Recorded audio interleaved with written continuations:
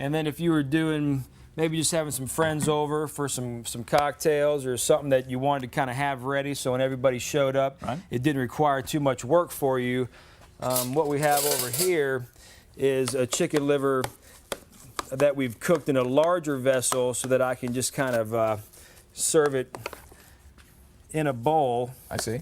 Nice like this, and this is going to last a little bit longer, so like I said, you can spend time with your friends and family. And then I'm just going to take a little bit of the pickling liquid, all right, and add that to the top as well.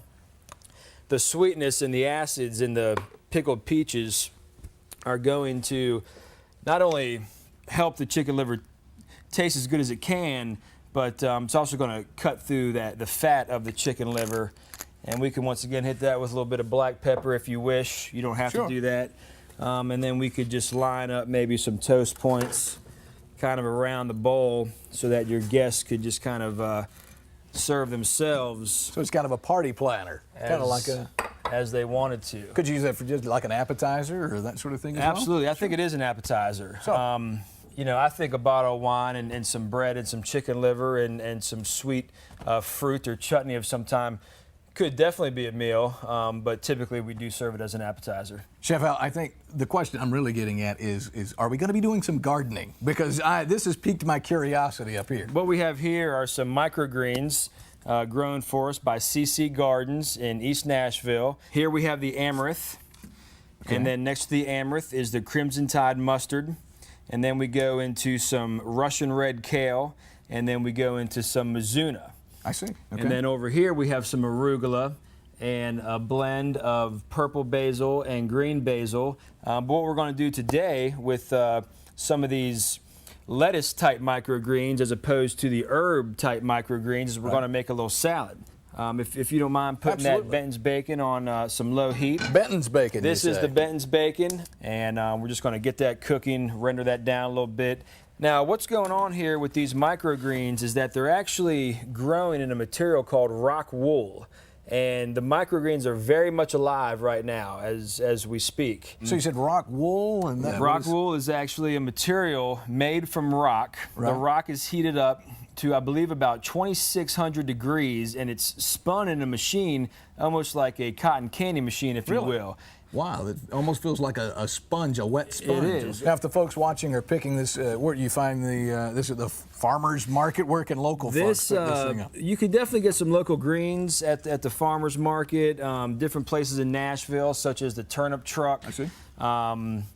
Produce place on Murphy Road. And you're just cutting the tops off.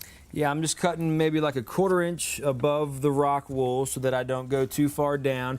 And I mean, definitely we want to think about flavor and color as we make our blend, making sure that some of the components are bitter and maybe some a little more sweet. And I'm going to also get a little bit of the arugula, which is just fantastic. And if I can just ask you, Gator, to actually eat a little bit of this arugula. Okay. People think because it's so small, it's not going to be very flavorful. Wow. But the amount of flavor that's actually packed into these microgreens is quite amazing. Wow. And I think you can... No, it's excellent. It's just, but it's so tiny you're not expecting. It's like a big explosion in your mouth. It certainly piques curiosity. I was thinking we were going to be, you know, that looks like something I would pick out of my yard. So. Yeah, absolutely. Maybe if you want to get a little flip on that bacon. All right, I can do it. And then with the nice greens that we have here now, I'm just going to add a very little bit of olive oil. I've got some kosher salt here and maybe just a hit of pepper, but I do have some nice peppery arugula already in there, so I don't want to add too much more pepper. So we have all the beautiful greens. We can just nicely kind of pile up on the plate. Along with the microgreens, we're going to use some of the Noble Springs Dairy goat cheese, which is a goat farm in Franklin, Tennessee. And I'm going to do just a little culinary technique we call quenelle. It's just a matter of taking 2 spoons and we just kind of work it around a couple times to make a nice little presentation. And then we can just kind of drop that nicely on the plate there, and it holds its shape well and it looks artistic. I think over top of the goat cheese now, what we might want to do is just do a little bit of local honey. Okay, where did you get the honey here? Where's it from? I got this actually at the produce place on Murphy Road, and it is a product of Goodlettsville, Tennessee. All right, very good. And we're just going to take a little bit of this and drizzle it right over the goat cheese, add a little sweetness to that goat cheese. So it looks like our bacon is looking pretty good over there. Absolutely. We can just put a little piece of bacon maybe here in the corner. What I love is you kind of have the sweet and salty, which I'm a huge fan of. Yeah, and so absolutely. you have that with your salad. I like that. Absolutely.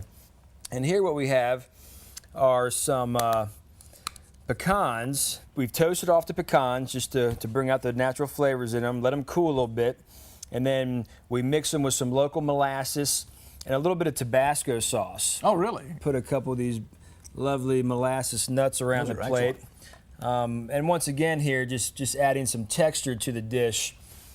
Well, it's certainly a fine meal, very elegant, and seems very simple to serve. And I guess the only question I have left is, can we eat it? Absolutely. Can we? Can I try? Because I'll be honest with you, that's why I show up. I'm not kidding. I want to eat. Get your crusty bread, get a little chicken liver on there, and then we go after a little bit of our pickled peaches and put that right on top. And I think if you eat that, I love my job. You'll find yourself very happy. Well, that wasn't what I was expecting. That's excellent. Yeah. All right, what about a taste of the salad? Sure. Wow, absolutely. that's good. Don't take that too far away. All right. Wow. The salad here, we'll get you a fork. Hold on, I just happen to have one. All right. I bring one for just such occasion. You got some of your cheese there from Noble Farms, the Benton's bacon. All right, here we go. Wow. Very good. Sweet, salty, little kick. Yeah. And there's the heat again from the Tabasco. Yeah. Excellent. Chef Hal, I appreciate it. Thank you for sharing all of your knowledge and sharing with the rest of us. Eastland Cafe. Make sure you swing in the next time you're in East Nashville. Not only support local green restaurants, but certainly local farmers. Make sure you support them. It just helps build a stronger Tennessee economy. Thank you guys for being with us again for another Green Galley. I'm diving in.